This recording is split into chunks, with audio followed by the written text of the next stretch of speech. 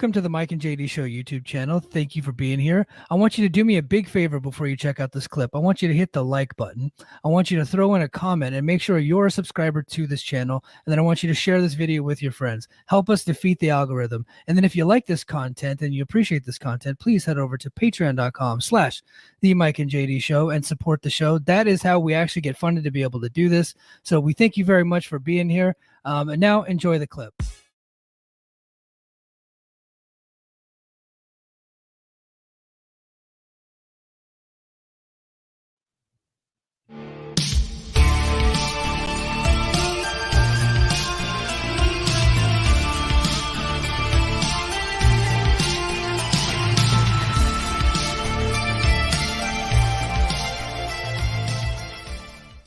All right, well, let's get into the episode. Another good episode this week. I thought these Windsor tapings were pretty good. Production, it looked a little cleaner, but I think it's like they filmed it in like 480. And am I the only one that noticed that? I don't watch on Access anymore, so I watch on YouTube. My YouTube, like when I put on YouTube videos, they're usually pretty clean. So I think it was just the whole certain, maybe the company that they used there, because TNA cheap asses, they probably use like some local kids to do it, and they brought in some shitty cameras. That's what it seems to me. But they fixed the color correcting, which is basic. Like, good job, you did the basic thing, but it looks like just the equipment was shitty. So, but the opening match was Mustafa Ali's Rebellion Referendum. That is a mouthful. X Division #1 contenders match. We had Jake something defeating finally we get to see Leon Slater, Kevin Knight, Alan Angels, Jason Hotch, and Chris Bay. Leon Slater was not in Philly last night, so I don't know if he's in Philly tonight, but he was not at the taping last night. I have confirmed. I think that means by him going to Canada and doing the taping in Canada, I think that just means that the reason why we haven't been seeing him is because it's a visa issue, and you can get to Canada easier. So they probably just they brought him in because a lot of us were questioning hey, what's going on with this guy? You said you signed him, but we have not seen him. But yeah, they brought in Leon, and clearly, I mean, he looked amazing. At one point, Leon and Kevin Knight were going at it, and I was like, two things struck me seeing them go at it. The first thing is, I thought they were brothers, they're the same height. They're probably both like 6'1", probably both 190 pounds. They have similar haircuts. I was like, it's like the Spider-Man meme, and they work similar styles. So it's like,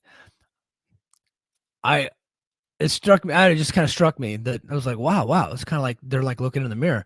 And then I was like, man, this would be a great tag team. Like, no, because I want to see them wrestle each other again. But then now I kind of want to see them like become a tag team. I'd like to see them put on a little bit more muscle, and then work together as a tag team. That would be cool. I think that would be awesome. But both guys are so amazing. I love both of those dudes. They're fantastic. And I really like this match. The booking was wonky. So Jake something, the moment he entered the match, we knew exactly who was winning, because they've been teasing him challenging Ali since, I think, No Surrender. So he lost to Kazarian in the lead up to No Surrender, right? And then just immediately declared that he was coming for the X Division title in a vignette. So they're trying to get everybody to forget that he had lost. They move him into the X Division, and then he's been squashing dudes ever since. And then now they put him in this match, and now he is the #1 contender. And so we knew exactly who was winning. But I like Slater being in the match. I like Kevin Knight being in the match. Alan Angels being in the match is fine. It didn't make sense that Chris Bay was in the match. I just felt like that he was just an extra body. It didn't make any sense because ABC's been they've been teaming. He's in a tag team, but they just kind of threw him in this match, so we knew he wasn't going to win. Jason Hotch identified himself as someone that's not going to win, because John Schuyler said Jason's only in the match to prevent people from winning. So that was just kind of a gimmick. And so clearly he was the one that was going to take the pin, and he did. But all that like wonkiness aside, I thought the match was really good. And I got to say, I really liked Ali on commentary, showing tons of fear for Jake something. I thought that worked. That was really good. That was classic pro wrestling. That was really good. And then when Jake won, he goes, "What? This makes no sense. There's got to be limits." And now he's like identifying, "Hey, we need limits to this X division," which is a good heel move because X division is about no limits, obviously. So I dug that whole thing. Everything about it. And I really like just how scared Ali was after the match was over when he found out that Jake had won. But the whole match was him, like them telling you that Jake's going to win, and Ali is mad that Jake's even in the match because he's so big. so, so, but it like I don't have a problem with it. So I hope nobody thinks that I had to. I didn't have. I actually really enjoyed it. Next, we go to Dirty Dango, Oleg, and Alpha Bravo. They're in a park, and Dango threw a tantrum for the recent failures, and he was livid, having to cut a promo in Windsor, calling it Detroit's stupid cousin. That's probably pretty true. Dango then scolded Prudius for losing to Josh Alexander, and then Prudius stormed out. So Prudius is now gone. That's how they wrote him off. He essentially got fired or he quit. He is off the roster page, no longer coming back. So that freed up some cap space to bring in Matt Cardona. And then Gia Miller interviewed AJ Francis and Rich Swann. Miller asked them for an explanation why Swann betrayed Joe Hendry, but Francis said the crowd would get a response next week in the ring, and so they did do that last night. So that'll be coming up this week. They have a new team name too, so pretty cool. And Diener came to the ring. Okay, I'm curious to hear what everybody thinks about this Diener promo. The Diener came to the ring and cut a promo where he blamed the disintegration of the Violent by Design and the failure of the design on himself, saying the best decision he ever made was to become a wrestling fan at 5 years old. And then Diener said whatever he would do now was the fans' decision. This was awful. It's just like Diener's not a bad promo. He's not. He's like good delivery, but nothing about this was interesting. And now he's like, every move I make is going to be the fans' decision. And some of it works because of where they were at. They were in Windsor. I don't think he's from there, but I know I think that's just where he like spends a lot of his career. Like I know he's a Scott D'Amore guy, Border City guy. So clearly he was going to be a little bit over. But this gimmick is stupid. It really is. It's death. It might have got over a little bit in Windsor. It's not getting over anywhere else. Yeah, I could tell that he's starting to grow his beard back a little bit. Like he's probably gonna go back to doing like that redneck Trailer Park Boys type gimmick. But this was dumb. I was like, what are we doing with like why are we trying to push like do a story with Diener as a babyface now? Like Diener's a good wrestler. He should just be standing in the ring waiting for the stars to come in and he should have, make them look good. But instead we're doing this. I thought that when Scott D'Amore went away, that some of his cronies would not be on television as much, but Diener's still there. I think he's a producer too, so he like produces matches, so they're gonna keep him around. But he's not. Look, he's not a bad worker. He is. He's a good worker, but he's just not an interesting person. And the Grizzly Young Vets came to the ring and told Diener to leave, but Diener stopped himself. And Diener asked if he should stay and confront the GYV to the fans, and they of course cheered. And GYV started beating down Diener before the Time Splitters made the save, leading to their match. And another good match. Surprising ending considering what we know about Alex Shelley. Shelley and Kushida won. Kushida got the pin. I think that's a mistake now in hindsight, but they were telling a story. James Drake and Zach Gibson are probably on per date deals too. So it's like, the only guy in the match that's contracted at this point is Kushida, so that's probably why he got the victory. But I think with Shelley not going to be around and Kevin Knight probably doing some more X Division stuff, maybe you get behind the Grizzly Young Vets again. I know they had their tag team title shots, but now we're just doing 50-50 with those guys. Tom Hannafin had a sit-down interview with Alex Hammerstone. This was fucking great, by the way. This was awesome. Everything about it ruled. Hammerstone is fantastic, by the way. Best hire of the year so far. He was sitting down with Hammerstone. Hammerstone said that his signing with TNA was a long time coming. Said he's been told he was not ready for a taping for Impact. In 20, he was on Explosion in 2018. Gave him a chip on his shoulder. Hammerstone said he was extremely excited about facing the standard of TNA and Josh Alexander and Hard to Kill. Saying he was close to winning the match. Hammerstone spoke about his win against Alexander at TNA Sacrifice, where he bragged about not only beating Alexander and taking his red headgear and promised to use it as a trophy from here on out. I loved this promo, and from what I saw from the spoilers, I love everything about what he's got going on going forward. No spoilers there. I just like, from what I hear from the spoilers, he is awesome. He was awesome last night. Hammerstone rules, by the way. I love this signing.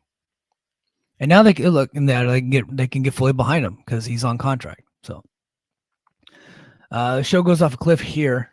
Digital Media Championship. Crazy Steve defeats PCO.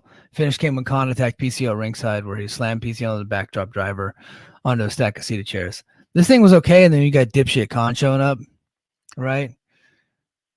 Wearing his truck driver gear. And it's like, dude, like, nobody wants you here. Why are you walking out? Why can't we get rid of this fuck? Like, we lost Oleg. We got to keep this idiot around. Fathead. Ruin the match.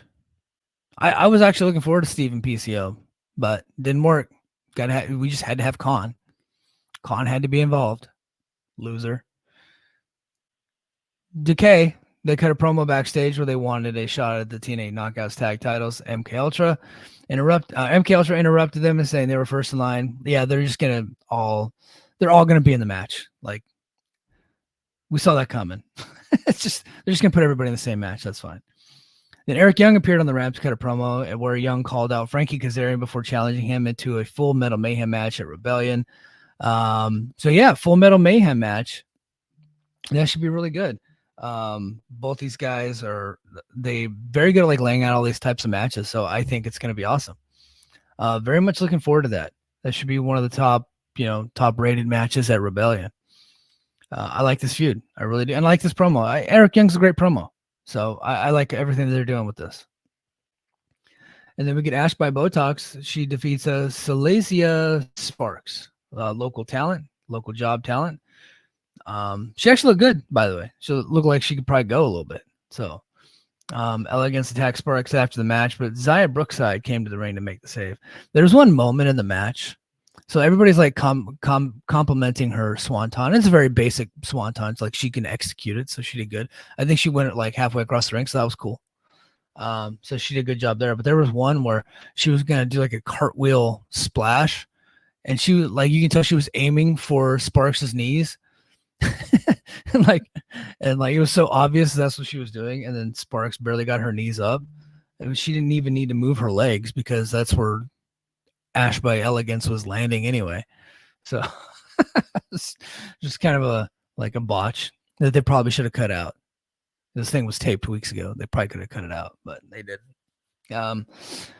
And then Nick Nemeth came to the ring to cut a promo where he said that he would not take the opportunity for granted to take the TNA World Title from Moose. Then the system came out. The system came out looking like $1 million. Moose grabs the mic and says that that Nemeth has proved throughout his career that there's one thing he can't beat, and that's the system. And it was a mic drop, and that's all he said. And it was awesome. We didn't need to get a 10-minute promo. He just came out, said what he had to say, hit the music, and then they walked out. That was way more effective than if Moose just sat there reciting lines. It ruled. It really did. It really was awesome. And honestly, at this point, I'm like loving this episode. The PCO match aside, like I thought that everything was just like paced very well. Nothing really overstayed its welcome. I thought that like just all through, it was just a really easy show to watch. It was very fun. I'm really enjoying the show at this point.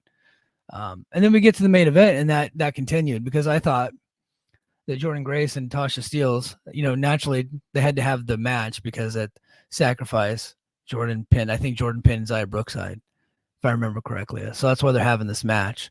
So they got to keep that going. But I thought that they had a really good match. It was only 10 minutes, but I thought it was really good. And I thought it was better than the triple threat match that they had. at No Surrender. So definitely an improvement there. But another good episode. TNA always has good episodes, so there's no surprise. They announced a couple more matches for Rebellion, and so good stuff. Not much to like write home about. If you want to just see a good match, of course TNA, part of their paint by numbers that they do is they bookend their shows. They open with a good match and they close with a good match, and that's exactly what happened here. But we also got Time Splitters versus the Grizzly Young Vets, which I thought was very good. But the opening match and the main event match would have been released on YouTube. So if you just want to check those out, they're available. They're like a little over 10 minutes. I think the opening match was like 17 because they had all the entrances, but both were like they ran about 10 minutes long. So good stuff. Like I thought this was a pretty good episode. I probably most impressed by like Ali's character work, and I'm curious to see where they're going to go from here. And then next week in Philly, we're going to see some cool stuff. So I do appreciate everybody joining me today. Like, Josiah in the chat, thank you very much. Everybody hang out on Patreon. Go to patreon.com/the Mike and J Show. And until next time, mahalo.